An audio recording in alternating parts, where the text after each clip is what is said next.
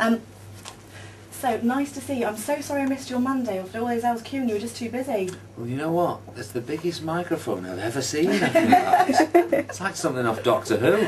It's cool though. It's great. Yeah, makes it feel like I'm on the radio. Yeah. Yeah. Oh, you so are.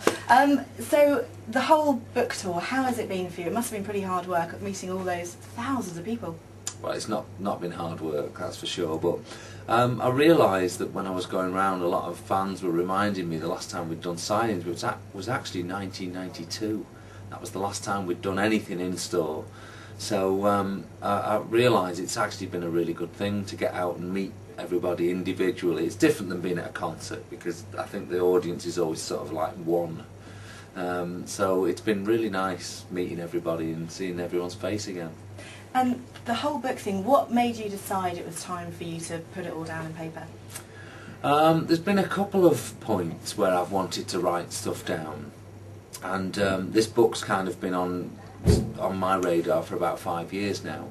But then when the reunion happened before Christmas, it felt like, wow, it's now in a circle. You know, we've come back. There's a nice end to the story, which is when I thought, you know, this should maybe be an autobiography. I read the first chapter of the book and cried, and I also cried at the end. It's fair to say you sort of bared your soul. I mean, you said things in there which are sort of, you know, you totally bared your soul. You know, when you said that when after Take That you were sort of slobbing around and all that. Was that difficult for you to do? What, write it down? Yeah, and let everyone know your innermost secrets and stuff. Well, otherwise, why do a book if you're not going to do that? And I'm not the best person at sort of, you know, doing that in an interview situation. So I just thought I'll write it down and we'll see how it reads. And I think it's quite nice. I think it shows vulnerability, which we all have.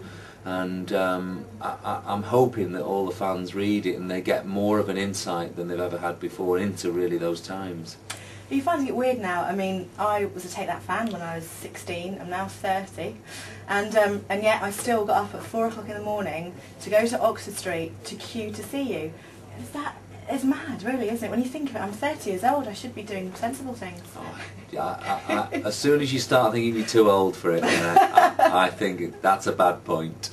You know, what I've got from coming to see everybody is that it seems to be a moment in people's lives which they want to relive time and time again, and I'm happy for them to do that through us, through the band or through myself.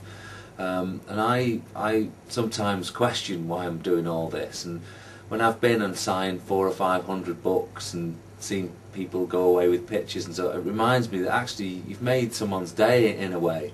And it's hard to say that without sounding big-headed about it, but you put a smile on people's face, and what a great way to spend your life going around doing that. How are you finding it? Obviously a little bit older now, you've got a family at home. How does Dawn feel with women screaming? I've been downstairs at the moment, there are people nearly in tears with excitement about seeing you. I mean, that must be so weird still after all this time.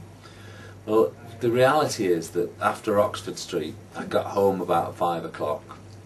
I come through the door to absolute chaos. Children weren't eating their dinners. They were climbing all over me as I was taking my shoes off.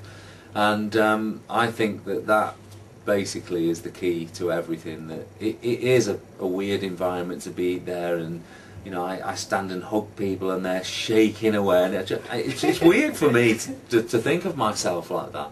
But the reality is I go home and I carry on my life like everybody else does. I think it's fair to say, when I went to see you at Wembley this year, and then as soon as I got back, went online and booked tickets for Milton Keynes, again like a mad woman, right at the front of Milton Keynes. And then when we heard you were releasing a new album, as a true Take That fan, I was like, oh my God, do we need to hear new music? Because the whole point of the tour was the fact that it just took you back to being 18. Mm-hmm. And yet, when the single came into the radio station a couple of weeks ago, I listened to it with a record company guy, and I was like, oh my God, this is what I wanted, and I'm happy. Does that make any sense to you as a fan, that you know, you've put this new album out there and the expectation now is so high of you? And you know what, this album would have never have been heard unless we believed we were not only releasing something that's great for right now, but we were bridging the gap from 10 years ago. I mean, we were always high on quality, I thought. We really you know, until things were right, people didn't hear them or see them. I.e. the live shows, put so much time and effort and money into that. And this record was even, you know, more so. We checked it over and over and over again and played it people and got their reactions. And we're just, the response has been absolutely incredible to the single. Everyone says, you know, we thought you were great then, but the magic's back, and it's exactly what we wanted to hear. And for us, it's a dream come true, you know. And like you said, you're right, because everything up until this point has been about the past. And all of a sudden it almost gets serious, because now this is about the future. And it's just great listening to everybody's. I mean, we've been out doing signings this week as well, and everyone says we love the single. It's, you know, it's what we wanted, and it's brilliant. So you're looking at me to hurry up. Just last question. Okay, just the last question, and then I'll just get you to voice something for me very quickly. Loads of rumours about you guest judging on Take That. On Take That. See, it's my nerves. Loads of questions about you guesting on X Factor. Is that true? I've heard that. No, it's not. Oh, right, okay. Definitely not. We keep hearing all these rumours of a Take That special on the X Factor. No, definitely not. Okay. Not that I'm aware of, anyway. Who knows? So many things happen without me knowing. I didn't know I was coming here till this morning. Brilliant. I can just say it's an absolute pleasure to meet you. There's 3 people in my career working on radio who wanted to meet Robbie, Madonna and Gary Barlow. Oh, wow. And I'm so pleased to say that you're the first. Oh, so that's thank great. you very much. Thank you. Brilliant. If I can just get you to voice this for it just makes complete sense to save my job. I can put my DJ voice on for a track. We're going to use it as an answer phone message. Yeah. So if you can just sort of voice that like you've left that message on the answer phone. This is a message for Donna. Yeah. Hi, this is Gary Barlow, and this is a message for Donna. I'm so sorry that you had to queue last week in Oxford Street for so long, and then we didn't even get a chance to catch up. So how about meeting me for a coffee this afternoon? Give me a call back if you can make it. Let me say that last line again. Give me a call back if you can make it. Brilliant. Thank you so together, much. can't you? Yeah. Thank you so much for that. Oh, I really you're welcome. appreciate it. Nice to meet you anyway. Yes.